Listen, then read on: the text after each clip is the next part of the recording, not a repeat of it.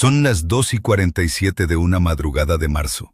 En algún punto de la retaguardia rusa, a unos 70 kilómetros al este de Pokrovsk. Un convoy de camiones cisterna avanza con las luces apagadas por una carretera secundaria, escoltado por 2 vehículos blindados ligeros. El conductor del primer camión cree que esa ruta es segura, que está demasiado lejos del frente para que llegue un dron ucraniano de corto alcance, y demasiado cerca de sus propias líneas para que valga la pena un ataque de precisión. Se equivoca. A 40 kilómetros de allí, en un puesto de mando subterráneo, un operador ucraniano observa en su pantalla una imagen satelital recién recibida que se superpone con la señal en vivo de un dron de reconocimiento que lleva 20 minutos siguiendo esa columna. El operador no ve un convoy cualquiera. Ve un objetivo que ya ha sido identificado, confirmado y priorizado. En menos de 3 minutos, la orden baja por la cadena. Un dron de ataque de medio alcance despega desde un punto de lanzamiento oculto, y el primer camión cisterna nunca llega a su destino. Esa escena, repetida miles de veces por semana en distintos tramos del frente y en distintas profundidades de la retaguardia rusa, es la que explica por qué Rusia entró en la campaña de primavera de 2026 con un plan ambicioso y salió de ella con un problema que Moscú todavía no sabe cómo resolver. Porque aquí está el dato que lo cambia todo. Una fuerza ucraniana que ni siquiera existía como estructura unificada hace un año, dice haber sacado de combate a más de 100.000 soldados rusos. Y no lo dice cualquiera. Lo afirma el comandante Robert Brovdi, al frente de las fuerzas de sistemas no tripulados de Ucrania, conocidas como USF o SBS. La cifra exacta que ha puesto sobre la mesa es de 100.082 bajas rusas, de las cuales 53.477 serían muertos y cerca de 46.605 heridos. Todo esto en menos de 12 meses de operaciones. Son cifras ucranianas, hay que decirlo con claridad, y deben tratarse con la cautela que exige cualquier dato que provenga de una de las partes en guerra. Pero incluso descontando el margen de propaganda que toda cifra militar arrastra en tiempos de conflicto, la escala de lo que se describe es difícil de ignorar. Y lo más inquietante no es solo el número final. Es el mecanismo detrás de él. Porque lo que Ucrania está describiendo no es una serie de golpes aislados con drones baratos. Es un sistema. Y ese sistema parece haber cambiado la forma en que se libra esta guerra en el terreno, aunque muy pocos en Occidente hayan entendido todavía la magnitud real de ese cambio. Rusia entró en la primavera de este año con un objetivo claro: aumentar la presión en Donbass, forzar a Ucrania a retroceder, estirar sus brigadas hasta el límite, quebrar las líneas de suministro y obligar a Kiev a reaccionar en lugar de imponer su propio ritmo. No era un plan menor. Era el intento de producir la clase de quiebre estratégico que Moscú necesita desde hace meses para justificar el desgaste humano y material que ha invertido en esta guerra. La artillería rusa siguió disparando con intensidad. La infantería siguió avanzando en oleadas. Los vehículos blindados siguieron intentando abrir caminos cerca de carreteras clave, pueblos y líneas defensivas. En varios sectores, las tropas rusas efectivamente avanzaron, probaron las defensas ucranianas y forzaron batallas locales costosas. Pero cuando se mira el cuadro completo hacia mediados de 2026, algo no encaja con lo que Moscú esperaba. El avance no se convirtió en el quiebre que cambiaría el rumbo de la guerra. Y eso, en términos militares, es un fracaso operativo grave, aunque no se vea como una retirada dramática en los mapas. Porque una ofensiva mayor está diseñada para generar una presión que crece con el tiempo. Debe abrir brechas, romper la coordinación del enemigo, obligar al defensor a mover sus reservas en medio del pánico. En cambio, la tendencia en el campo de batalla sugiere que Rusia pagó un precio enorme por avances limitados, mientras Ucrania encontraba formas nuevas de frenar el asalto antes de que alcanzara su fuerza plena. Y aquí es donde entran los drones. No como un arma más entre muchas, sino como el factor que reescribió las reglas del juego. Ucrania no necesitó una contraofensiva masiva para cambiar el ritmo de los combates. Le bastó con hacer que cada movimiento ruso fuera más peligroso. Un camión con munición podía ser detectado antes de llegar a la línea de cañones. Un grupo de infantería podía ser rastreado antes de entrar en un pueblo. Una columna de vehículos podía ser observada desde el aire y golpeada justo cuando reducía la velocidad en una curva o cruzaba terreno abierto. Esta clase de presión no siempre se ve dramática en un mapa militar, pero cambia el costo de cada acción rusa. Si una unidad llega tarde, el ataque se debilita. Si los camiones de combustible son destruidos, los tanques se mueven menos. Si las posiciones de artillería son cazadas después de disparar, la infantería pierde su cobertura de fuego. Si los comandantes deben esconderse, moverse y comunicarse bajo una amenaza constante de drones, toda la campaña se vuelve más difícil de controlar desde arriba. Y aquí conviene detenerse un momento, porque los drones existían mucho antes de que se organizara esta fuerza específica.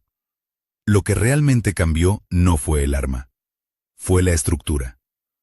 Ucrania pasó de una actividad de drones dispersa, con equipos trabajando de forma más o menos aislada, hacia una red de combate coordinada donde el reconocimiento, la selección de objetivos, los equipos de ataque y las decisiones de mando funcionan como piezas de un mismo mecanismo.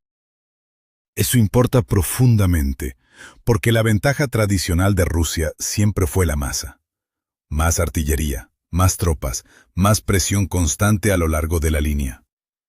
Pero esa masa se vuelve mucho menos útil cuando es detectada temprano, rastreada de forma continua y golpeada antes de poder concentrarse. El objetivo real de Ucrania no era destruir un tanque o un cañón aislado. El objetivo más profundo era hacer que el poder de combate ruso llegara al frente más débil de lo que había salido de la retaguardia. Si quieres entender lo que de verdad está ocurriendo en este frente, y por qué esto puede estar redefiniendo la guerra moderna mucho más allá de Ucrania, suscríbete y dale me gusta a este video, porque lo que viene ahora explica cómo se construyó, número por número, esa cifra de 100.000 bajas.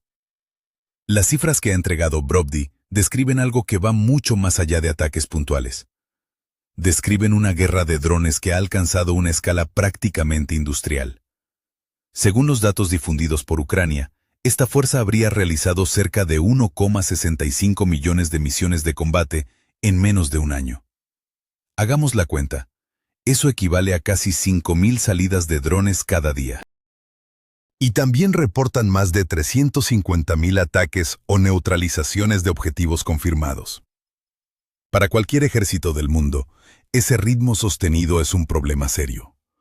Un ataque aislado con drones se puede sortear. Unos pocos cientos de golpes se pueden absorber con el tiempo. Pero miles de misiones diarias generan un tipo de presión completamente distinto. Obligan a los comandantes a moverse con extremo cuidado. Fuerzan a los oficiales de logística a cambiar rutas constantemente. Empujan a las tripulaciones de artillería a esconderse inmediatamente después de disparar. Hacen que los conductores teman las carreteras abiertas, las líneas de árboles, los puentes, incluso los traslados cortos de suministros. Y por eso las pérdidas de equipamiento pesan tanto como las pérdidas humanas en este relato. Ucrania asegura que esta fuerza de drones alcanzó a 248 sistemas de defensa aérea rusos, 817 tanques y 1.379 vehículos blindados. También reporta 4.890 sistemas de artillería, 342 obuses autopropulsados y 281 sistemas de lanzacohetes múltiples destruidos o inutilizados. La lista continúa con 26.430 vehículos logísticos, además de numerosos drones de reconocimiento rusos y posiciones de lanzamiento neutralizadas. Estas categorías, tomadas en conjunto, cuentan una historia mayor. Los vehículos de defensa aérea protegen la retaguardia. Los tanques sostienen los asaltos. Los vehículos blindados transportan infantería. La artillería da a las tropas rusas la cobertura de fuego de la que suelen depender. Los sistemas de cohetes golpean objetivos profundos. Los vehículos logísticos mantienen viva toda la maquinaria. Cuando todas estas piezas son cazadas al mismo tiempo, el daño no se limita a un sector del frente. Se extiende por toda la forma en que Rusia intenta combatir. Aquí está la lección que muchos analistas occidentales todavía no terminan de asimilar. No se trata simplemente de que drones baratos puedan destruir máquinas caras, aunque eso también sea cierto. La lección más profunda es que un ejército moderno puede quedar debilitado por la observación constante y el ataque constante en decenas de puntos pequeños y aparentemente insignificantes. Un tanque no necesita ser destruido en el frente para perder su valor. Puede perderlo si el camión de combustible que lo abastece arde detrás de él. Un cañón no necesita ser capturado para dejar de disparar. Puede volverse inútil si su tripulación debe moverse constantemente porque hay drones esperando arriba. Un batallón no necesita ser rodeado para perder su impulso. Puede ser frenado por caminos dañados, vehículos averiados, suministros que no llegan y el miedo constante a ser visto. Este es exactamente el motivo por el que los ejércitos de la OTAN están observando con una atención casi obsesiva la campaña de drones ucraniana. Durante décadas, la planificación militar occidental se centró en aviones más grandes, blindaje más pesado, misiles más potentes y redes de mando más sofisticadas. Esas herramientas siguen importando, nadie lo discute. Pero Ucrania está demostrando algo distinto: que sistemas no tripulados pequeños, usados en cantidades masivas y conectados a buenos datos en tiempo real, pueden alterar el equilibrio de una batalla entera. La pregunta ya no es solo quién tiene el arma más grande. La pregunta es quién encuentra primero el objetivo, quién envía la información más rápido y quién dispara antes de que el enemigo pueda reaccionar. Y aquí es donde el relato deja de ser solo sobre destrucción y empieza a ser sobre ritmo. Porque las cifras de Brovdi no solo describen cuánto se destruyó. Describen una fuerza capaz de mantener presión sobre las unidades rusas todos los días, a lo largo de todo el frente y detrás de él. Pero para entender por qué esto funciona, hay que mirar cómo Ucrania convirtió equipos de drones dispersos en un sistema de guerra coordinado. La verdadera ventaja de Ucrania no está solo en la cantidad de aparatos que tiene en el aire. Está en la manera en que esos aparatos se organizan dentro de un sistema completo de combate. Esa es la diferencia entre tener un arma y tener un método de guerra. Al inicio del conflicto, muchos equipos ucranianos de drones trabajaban con enorme habilidad, pero de forma más aislada. Una unidad detectaba un vehículo ruso, otra dejaba caer una pequeña carga explosiva. Un tercer equipo guiaba el fuego de artillería o enviaba un dron FPV directo al objetivo. Eran acciones peligrosas para Rusia, pero no siempre estaban conectadas en un proceso mayor. Con el tiempo, ese modelo cambió. La creación y el crecimiento de esta fuerza de sistemas no tripulados convirtió muchos esfuerzos separados en una cadena de acción coordinada. Un dron de reconocimiento explora un camino, una línea de árboles, un punto de disparo sospechoso.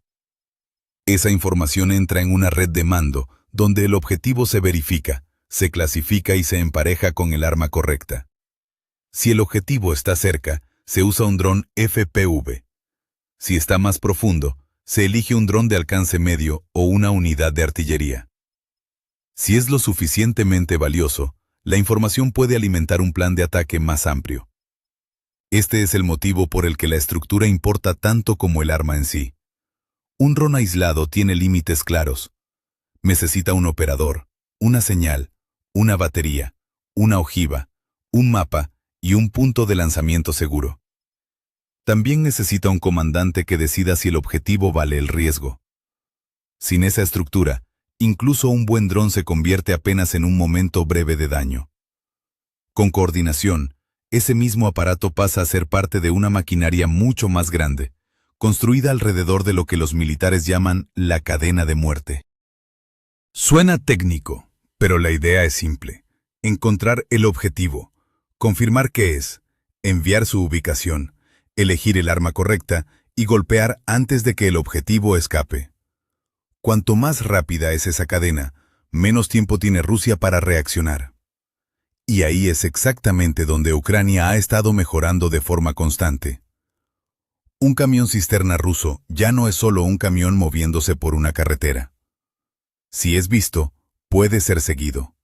Si es seguido, su ruta puede ser estudiada.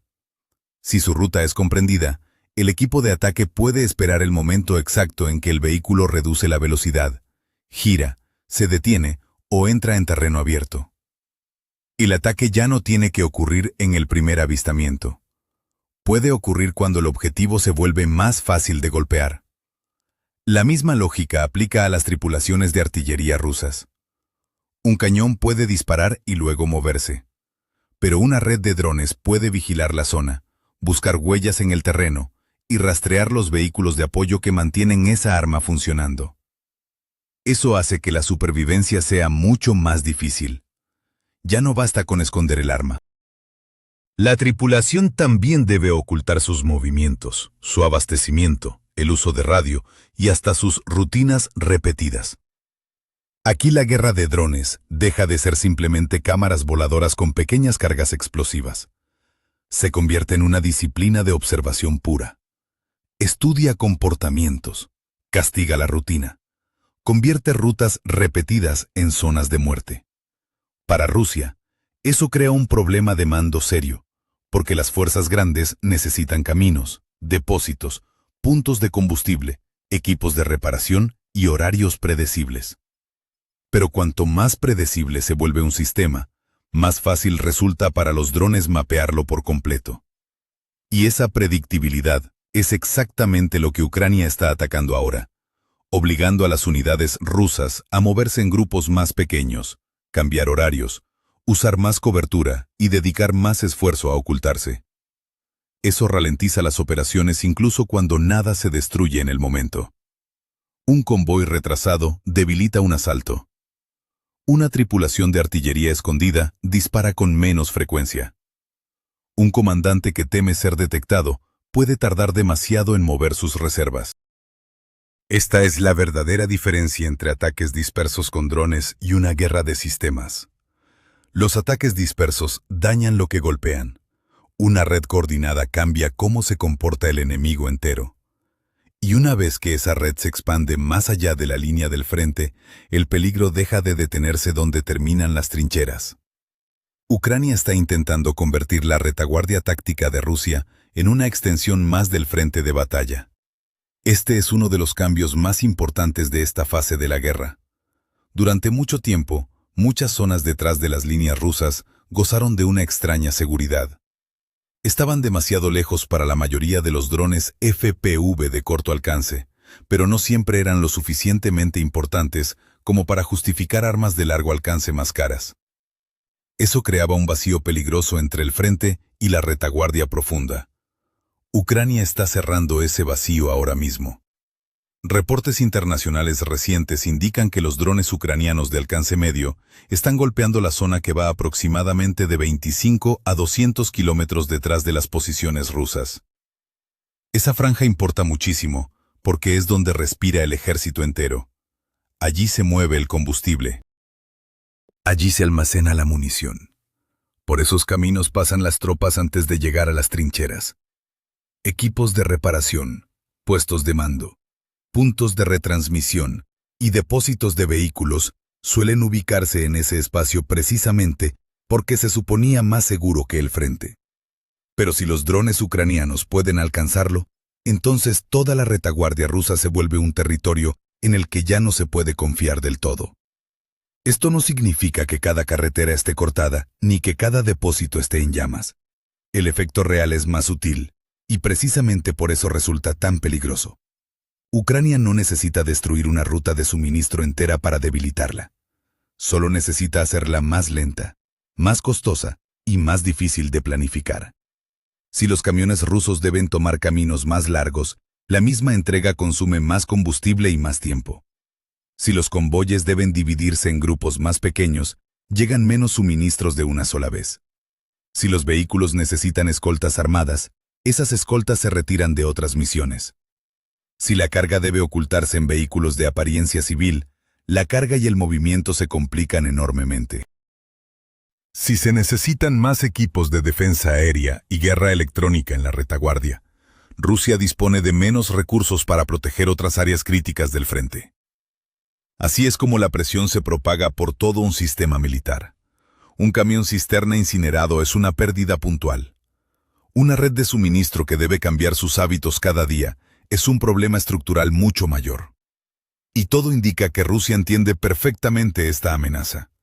Reportes recientes señalan que Moscú ha intentado adaptarse camuflando envíos, usando vehículos de apariencia civil, dividiendo convoyes, cambiando rutas constantemente y desplegando más sistemas de guerra electrónica cerca de zonas importantes.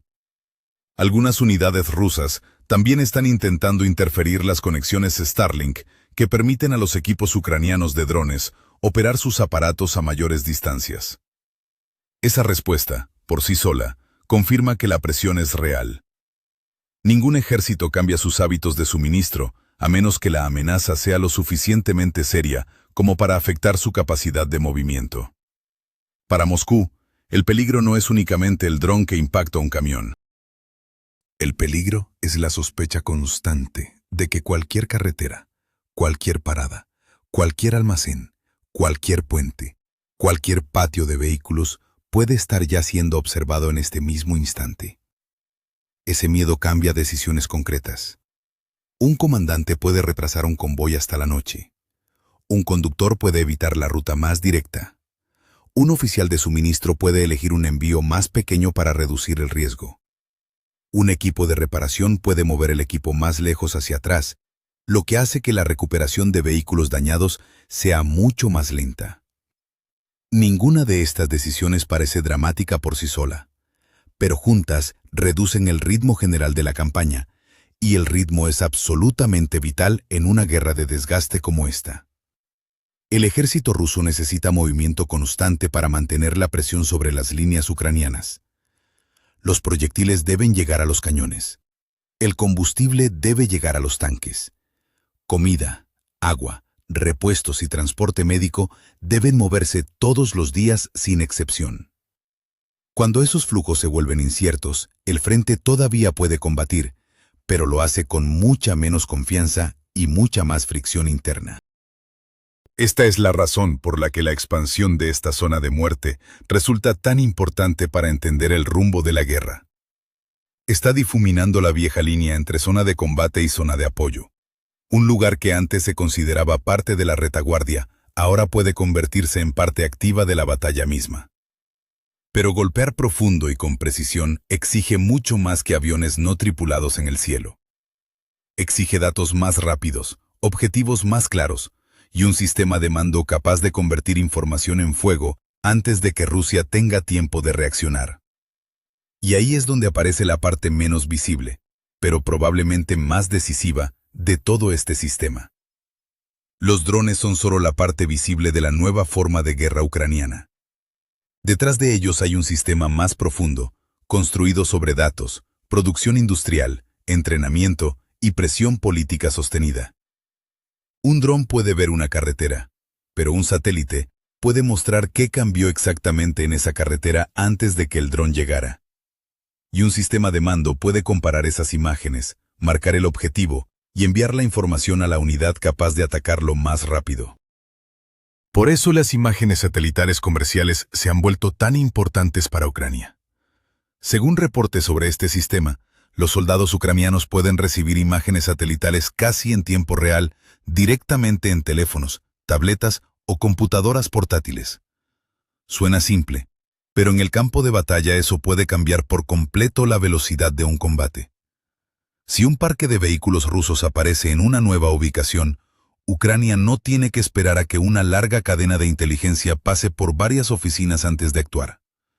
Si un convoy se reúne cerca de un camino conocido, la imagen ayuda a confirmar lo que los drones ya están viendo en tiempo real. Si un depósito se expande, cambia de forma o muestra actividad nueva, los planificadores de ataque pueden actuar antes de que el objetivo desaparezca.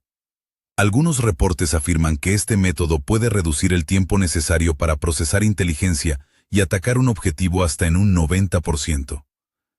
Esa cifra, si se acerca siquiera a la realidad, es una diferencia enorme. En la guerra moderna, la velocidad puede pesar tanto como la potencia de fuego. Un ejército lento puede ver el mismo objetivo que su enemigo, pero atacarlo demasiado tarde. Un ejército rápido puede convertir información en destrucción mientras el enemigo todavía está expuesto y vulnerable.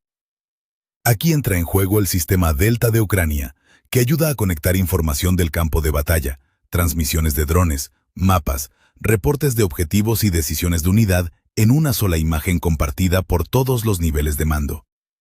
Cuando drones de reconocimiento, imágenes satelitales y equipos de ataque trabajan dentro de la misma estructura digital, Ucrania logra reducir la brecha entre ver un objetivo y golpearlo.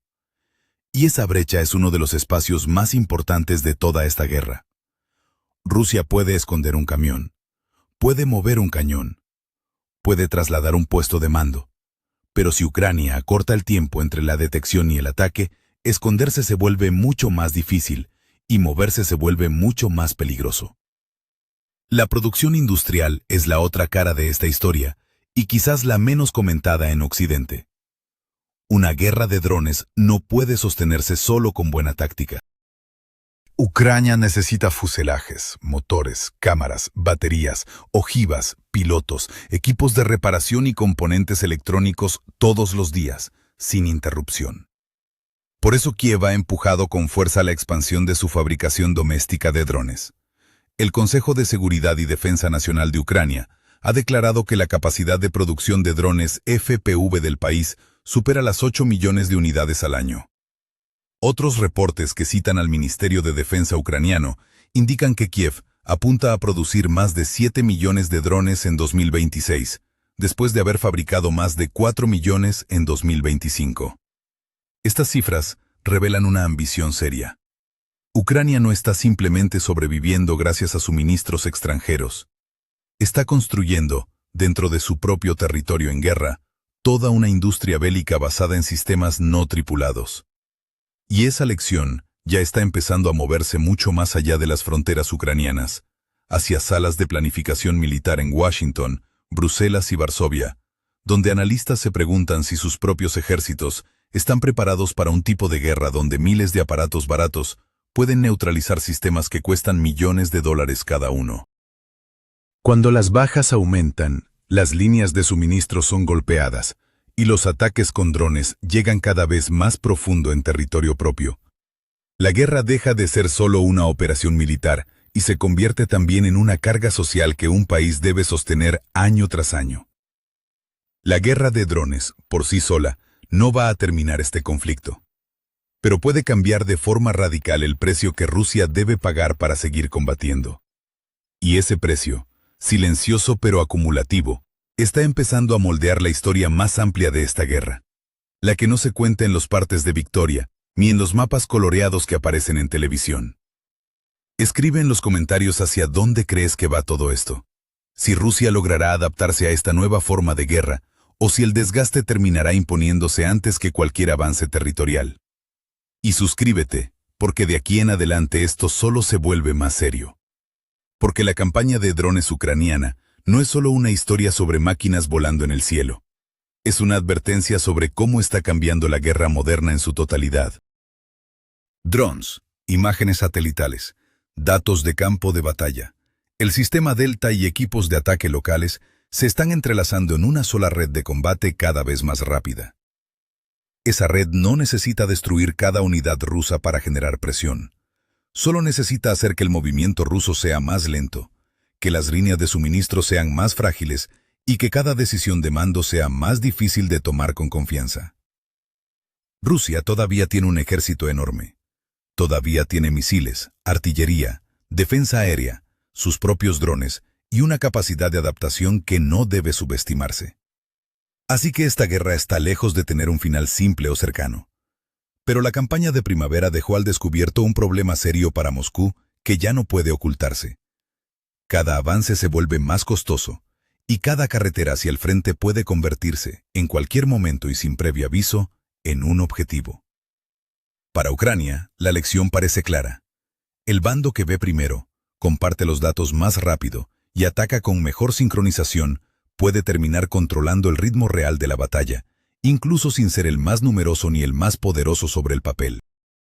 En el siglo XXI, la potencia de fuego sigue importando, sin duda. Pero cada vez parece más claro que es la información la que decide, en última instancia, cómo y cuándo se usa esa potencia de fuego. Y si esa tendencia continúa profundizándose en los próximos meses, la pregunta que debería inquietar a cualquiera que observe este frente ya no es cuántos tanques o cuántos soldados le quedan a Rusia, sino cuánto tiempo más puede un ejército entero seguir operando bajo la sensación constante de que, en cualquier carretera, en cualquier depósito, en cualquier convoy nocturno, algo lo está observando desde el cielo antes de que él mismo lo sepa.